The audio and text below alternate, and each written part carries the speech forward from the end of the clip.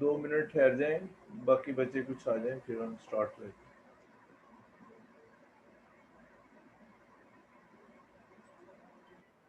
Sir हमारे half yearly में chapter number 13 है। नहीं 13 नहीं है। निकाल दिए? नहीं पहले था ना। Yes sir. हाँ तो वो होगा, पढ़ाया है ना इधर। यस सर पढ़ाया है। हाँ तो फिर वो होगा बच्चों। तो एक मिनट, हाँ 13 है।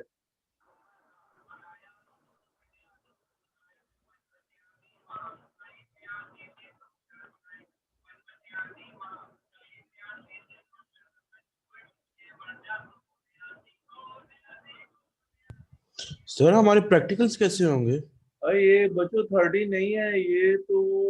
आपको एक लेक्चर दिया था, वो 13 नहीं पढ़ाया। 10, 11, 12, 15, 14 और 15, 13 नहीं है।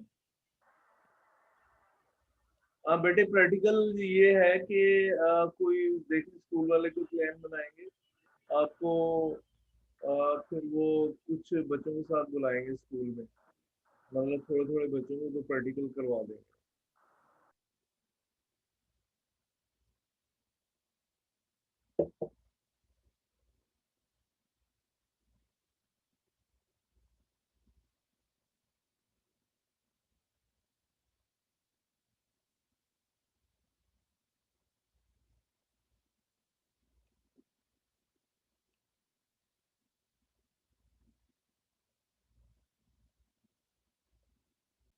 बिस्मिल्लाहिर्रहमानिर्रहीम। ये हम दूसरा लेक्चर जो था उसका रिवीजन करेंगे आज, क्योंकि चैप्टर कंप्लीट हो गया, तो इसका हम रिवीजन जो है वो करते हैं। बिस्मिल्लाहिर्रहमानिर्रहीम। Magnetic field of A current carrying solenoid.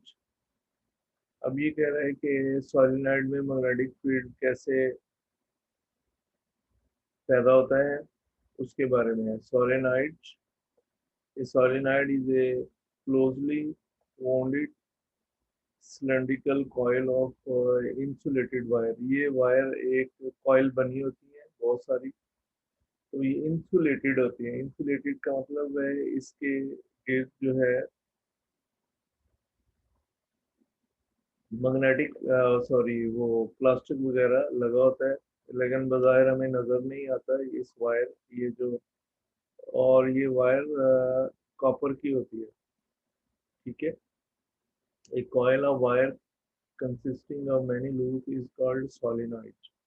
एक कॉइल ऑफ वायर जिसमें बहुत सारी लूप्स होती हैं, इसको हम सोलिनॉइड कहते हैं। When electric current is passed through a solenoid, magnetic field, magnetic line of forces are generated around it। इसके गिर्द मैग्नेटिक लाइन ऑफ फोर्सेस पैदा होती हैं। ठीक है। These line emerge from one end of the solenoid. एक तरफ से सोलिनॉइड के ये बाहर आती है।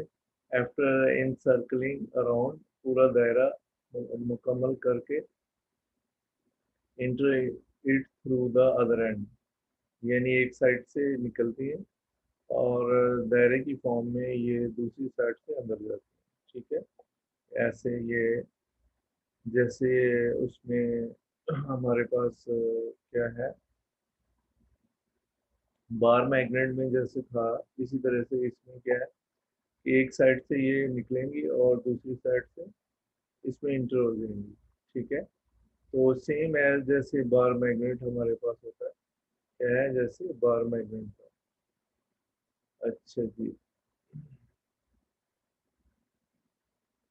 इसके बाद है these line inside the solenoid line of forces are parallel and all point in the same direction. अब देखें, ये सोलेनॉइड के अंदर ये जो लाइन ऑफ फोर्सेस पैरेलल होती है और डायरेक्शन सेम होती है। ठीक है। It can be seen that these lines resemble the pattern of line of forces due to a bar magnet। तो कहता है आपको ऐसा ही लगता है जैसे ये बार मैग्नेट में लाइन ऑफ फोर्सेस होती हैं, बिल्कुल सेम एज इसमें। ठीक है।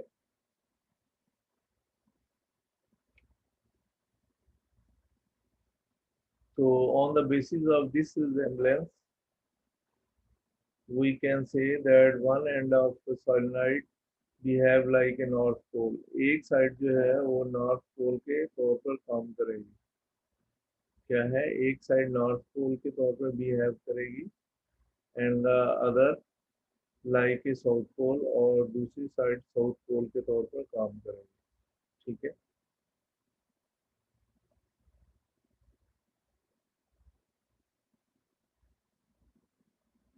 ये देखें, ये वाली साइड जो है ये साउथ पोल है और ये वाली साइड क्या है, नॉर्थ है। इधर लिखा हुआ है, ये देखें, ये साउथ पोल लिखा हुआ है, ये क्या है, नॉर्थ पोल हमारे पास लिखा हुआ है।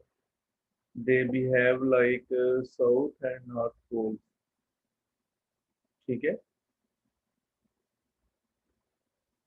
All the line of forces emerge out of the north pole. ये नॉर्थ पोल से तमाम फोर्सेस बाहर आ रही हैं, यानी लाइन ऑफ फोर्सेस बाहर आ रही है and enter into the south pole, और इंटर हो रही है साउथ पोल में। ठीक है। therefore we can therefore the one end of solenoid will be north pole। एक साइड जो है वो क्या होगी, नॉर्थ पोल होगी, और दूसरी साइड क्या होगी, इसकी साउथ पोल होगी। ठीक है। सेम है जैसे बार मैग्नेट है, इसी तरीके से लाइन ऑफ फोर्सेस क्या होंगी, वैसे ही नॉर्थ और साउथ होंगी। ठीक है। एक साइड से लाइन ऑफ फोर्सेस बाहर आ रही है, वो नॉर्थ पोल है। जहां से लाइन ऑफ फोर्सेस बाहर की तरफ जा रही है वो नॉर्थ पोल होगा, ये आप ध्यान में रखें। और जहाँ वो उसमें इंटर हो रही है तो वो क्या होगा, साउथ पोल होगा। क्या होगा, साउथ पोल होगा। अच्छा जी। To determine the polarity of magnetic field. अब मैग्नेटिक फील्ड की पोलैरिटी हम कैसे मालूम करते हैं, यानी नॉर्थ और साउथ पोल कैसे मालूम करते हैं। ठीक है। Polarity of current carrying solenoid can be determine by the following method. Hold the solenoid in one in your right hand by curling the fingers in the direction of current। कहते हैं आप इसको अपने solenoid अगर आपके पास है, आप इसको दाएं हाथ में पकड़े और उंगलियों की जो डायरेक्शन है, ये जो आपके पास फिंगर्स की डायरेक्शन है, ये डायरेक्शन करंट की होनी चाहिए। और जो ये हमारे पास थंब है यानी अंगूठा है, ये फील्ड लाइन को जाहिर करेगा। ठीक है। यहाँ से फील्ड लाइन बाहर आ रही होगी, ये नॉर्थ पोल होगा। ठीक है। नॉर्थ पोल से बाहर आ रही है। ठीक है। क्लियर। और ये जिस सीमन में करंट जा रहा है, आपने उंगलियों को उसी सीमन में कर्ल करना है, करली करना है। कर्ल का मतलब है यानी बेंड करना है, घुमाना है।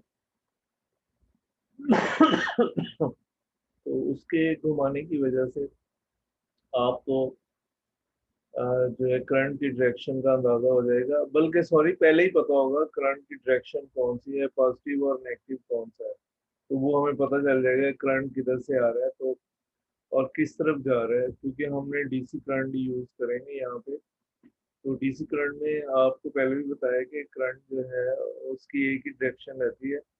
और अगर एसी करंट हो मसलन 50 हर्ट्ज है या 60 हर्ट्ज है, तो वो एक सेकंड में 60 टाइम जो है वो, या 50 टाइम जो है वो अपनी डायरेक्शन चेंज करता है। लेकिन इसमें जो डीसी करंट है, कौन सा करंट यूज कर रहे हैं, डीसी करंट। क्या है ये, डीसी करंट हम इस्तेमाल करें। ये आप डीसी करंट से घर में भी इसको बना सकते हैं, एसी ना लगाइएगा, उससे एक तो नुकसान होने का चांस बहुत ज़्यादा है। इसमें कोई नुकसान नहीं होगा। ज़ाहिर है ये करंट इतना पावरफुल नहीं है, चलो आम अल्फाज में हम यूँ कह देते हैं। लेकिन जो हमारे पास एसी करंट है तो वो आप यूज़ नहीं करेंगे, वो काम नहीं करेगा। ठीक है। तो hold the solenoid in your right hand bye turning the fingers in the direction of current. अब हमें करंट की डायरेक्शन का पता होगा, हम अपनी उंगलियों को उस सीमत में घुमाएंगे। Direct thumb would indicate the toward the north pole, और ये अंगूठा जो है सीधा अंगूठा ये नॉर्थ पोल को जाहिर करेगा। मैंने पहले भी अभी आपको बताया कि line of forces north pole से बाहर आ रही है, क्या होंगी? नॉर्थ पोल से बाहर आ रही है और साउथ पोल से इंटर होती है ना, पता कर लेगा। नॉर्थ और साउथ पोल कौन कौन से? The pole of solenoid can be found out by using the easy rule. Hold the end of the current carrying solenoid in front of you. If the direction of current flowing through this end is anti-clockwise, अगर कहते हैं current की direction anti-clockwise है, it will be the north pole. Otherwise, it would be the south pole. ठीक है? आपने कहते हैं इस तरह पकड़ना है कि if the direction of current flowing through it is anti-clockwise, current की डायरेक्शन ये देखें ये एंटी क्लॉकवाइज है, तो जो आपके पास आपका थंब है ये will indicate the direction of north pole. ये आपका जो अंगूठा है वो नॉर्थ पोल की डायरेक्शन को इंडिकेट करेगा।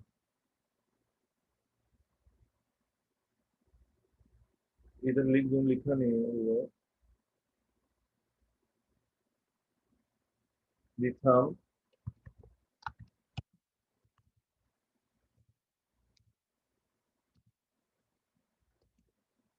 will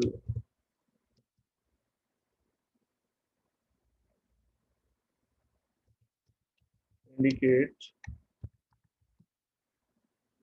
the direction of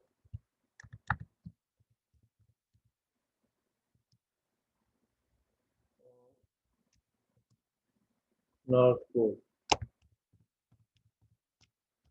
ठीक है, इतना जरा सेट हो गया। Thumb will indicate the direction of north pole. Thumb जो है वो नॉर्थ पोल की डायरेक्शन को जाहिर करेगा। तो अगर करंट उलट है, otherwise would be south pole, यानी करंट की डायरेक्शन अगर क्लॉकवाइज है तो आप ज़ाहिर है अपनी उंगलियों की डायरेक्शन चेंज करेंगे तो थंब की डायरेक्शन भी चेंज हो जाएगी, जिसकी वजह से क्या होगा कि ये फिर साउथ पोल बन जाएगा, नॉर्थ पोल दूसरा होगा। ठीक है, clear? Basic principle of production of electricity. Current हम कैसे पैदा कर सकते हैं, बेसिक प्रिंसिपल क्या है? तो इसमें सबसे पहले जो डिस्कवरी है, हॉर्न, Christian and Ampere discover that current carry electric current through a conductor produce a magnetic field around it.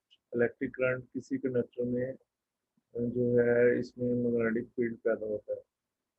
जाहिर है इलेक्ट्रिक करंट थ्रू एक कंडक्टर, यानी जहाँ भी इलेक्ट्रिक करंट जा रहा होगा वहाँ मैग्नेटिक फील्ड पैदा होगा। क्या होगा? मैग्नेटिक फील्ड पैदा होता था। इन्होंने ये डिस्कवर किया। तो आगे फैराडे ने सोचा कि ये अगर इसका रिवर्स भी हो सकता है, सोचा, थॉट किया पहले, तो यानी कि जहाँ पे मैग्नेटिक फील्ड होगा वहाँ करंट भी होगा। क्या होगा? वहाँ करंट भी होगा। Faraday thought that reverse also the true, यानी जहाँ पे मैग्नेटिक फील्ड होगा वहाँ करंट भी होगा। ठीक है, मतलब यहाँ पे तो ये है कि जहाँ करंट है किसी कंडक्टर में गुजर रहा है तो मैग्नेटिक फील्ड भी उसकी गिर्द है। मैं पहले तफसील से बता चुका हूँ आपको।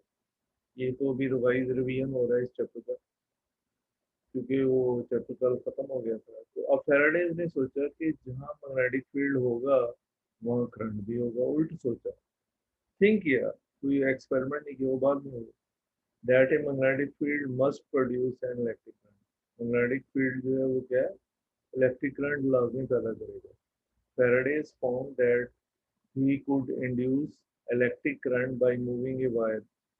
अब फैराडे ने सोचा कि वो क्या है कि इलेक्ट्रिक करंट पैदा कर सकता है अगर एक वायर को मूव करे थ्रू द मैग्नेटिक फील्ड में से। ठीक है, बात समझ आई? यानी जो ऊपर स्टेटमेंट डिस्कवर किया था एम्पेयर ने और क्रिश्चियन ने, उन्होंने इसने फैराडे ने सोचा कि इसका उलट पॉसिबल है। यानी अगर हम किसी मैग्नेटिक फील्ड में से किसी वायर को गुजारे हैं तो इलेक्ट्रिक करंट जो है वो पैदा हो जाएगा। ठीक है, ये उन्होंने सोचा। Clear?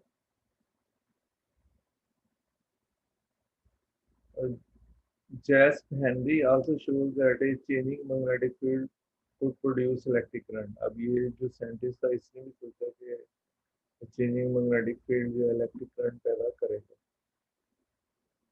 Faraday's experiment for the production of Faraday ने एक्सपेरिमेंट किया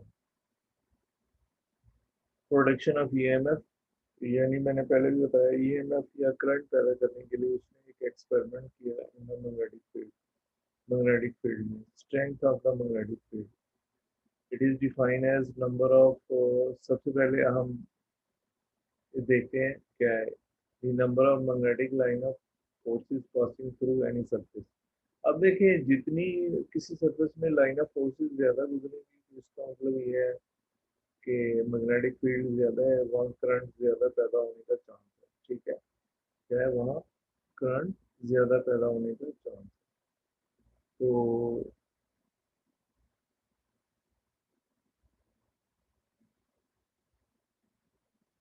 मैक्सिमम स्ट्रेंथ क्या होगी, maximum strength of magnetic field क्या है, मैक्सिमम स्ट्रेंथ। देखिए ये हमारे पास कोई सरफेस है, ये हमने परपेंडिकुलर रखी हुई है। परपेंडिकुलर समझते हैं आप? परपेंडिकुलर का मतलब ये है 90 के एंगल पे, इस लाइन ऑफ फोर्सेस के साथ कितने एंगल पे है, 90 के एंगल पे हमने इसको रखा हुआ। अच्छा जी, मसलन अब ये लाइन ऑफ फोर्सेस, ये सरफेस को हमने ये यूं पैरेलल वाई एक्सिस की तरफ, अब आप वाई एक्सिस समझते हैं, ये क्या है, एक्स एक्सिस है, तो कितना एंगल बन जाएगा, 90 का एंगल बन जाएगा।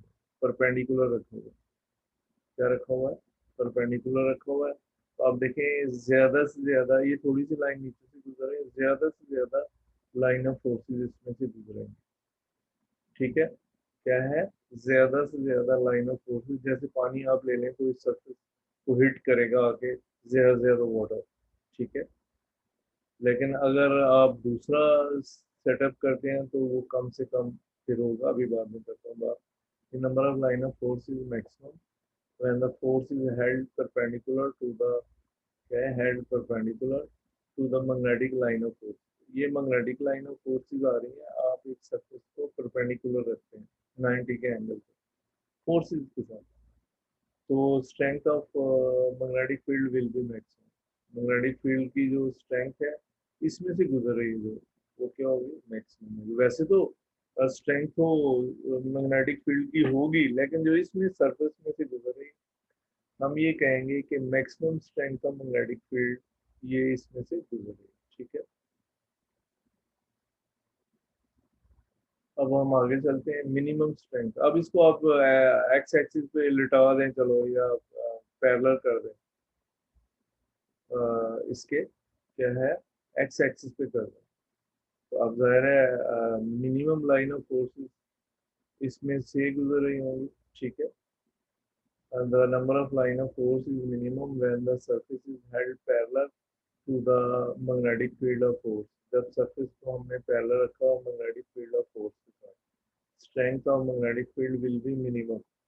मैग्नेटिक फील्ड की स्ट्रेंथ क्या होगी, कम से कम इसमें से गुजरेगी, यूं कह लेना।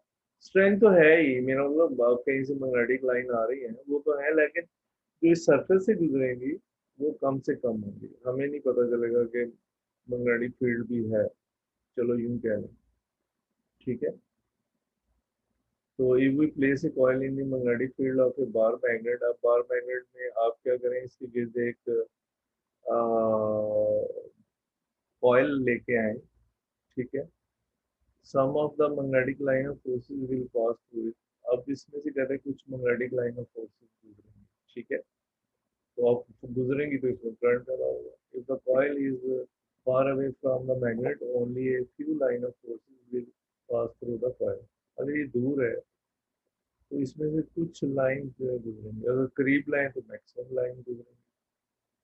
ठीक है, if coil is close to the magnet a large number of line of forces will pass through it. अब हम इसके करीब ले आए इस कॉइल को, तो बहुत सारी फोर्सेस जो है मैग्नेटिक लाइन ऑफ फोर्सेस काफी ज्यादा गुजरेंगी।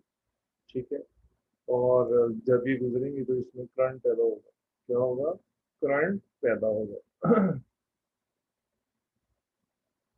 Basic principle of production of electricity, it means that we can change the number of magnetic line of forces through a coil by moving it in the magnetic field. इसका मतलब ये है कि हम इसको आगे और पीछे करके टू एंड फ्रो, जैसे झूला नहीं है, इस तरीके से आगे और पीछे करके हम इसके अंदर मैग्नेटिक लाइन ऑफ फोर्स को कम या ज़्यादा कर सकते हैं। जब ये चेंज होंगी यानी कम या ज़्यादा होंगी तो इसमें करंट पैदा होगा। अगर आप इसको इसमें रख दें, छोड़ दें, तो करंट नहीं पैदा होगा।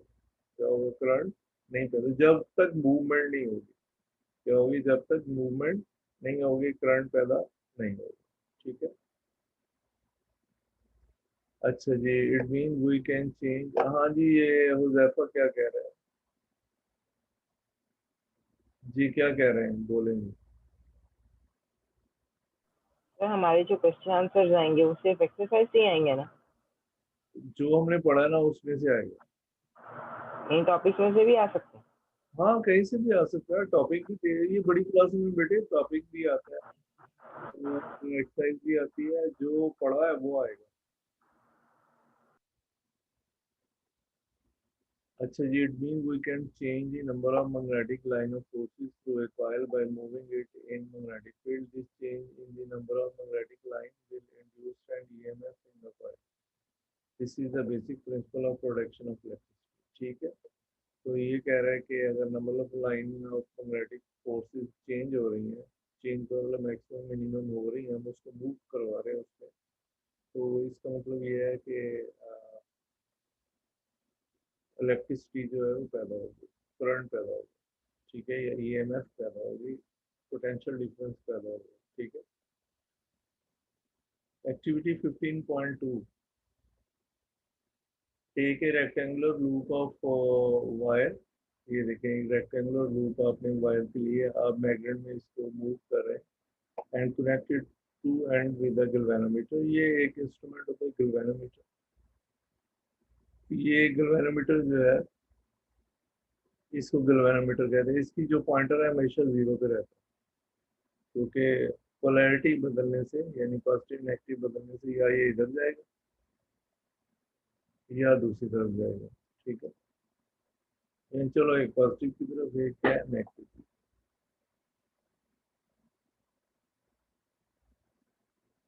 तो now hold the wire stationary or move it parallel to the magnetic field of a strong U-shaped magnet. Galvanometer show no deflection.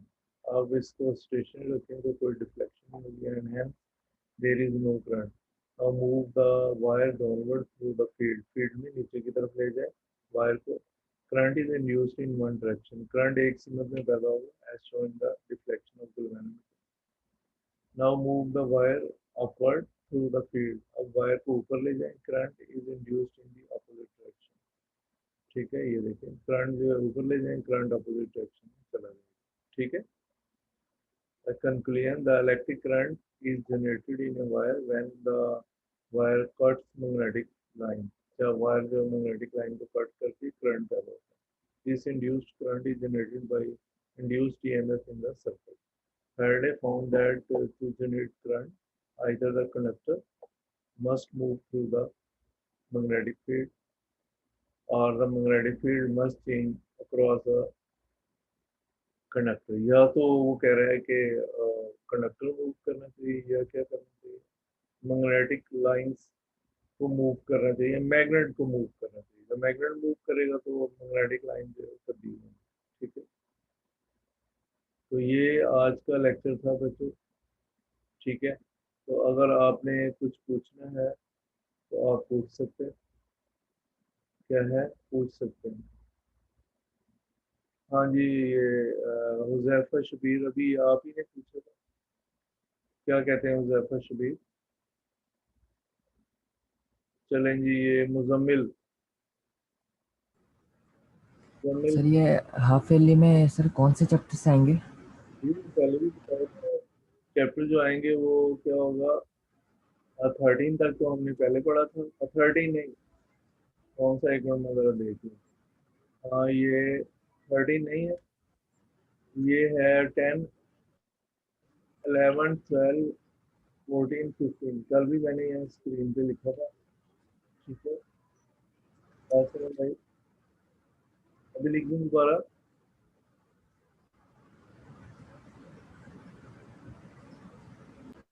ये देखो, ये 10, 11। इम्पोर्टेंट बता दें, क्या? इम्पोर्टेंट बता दें।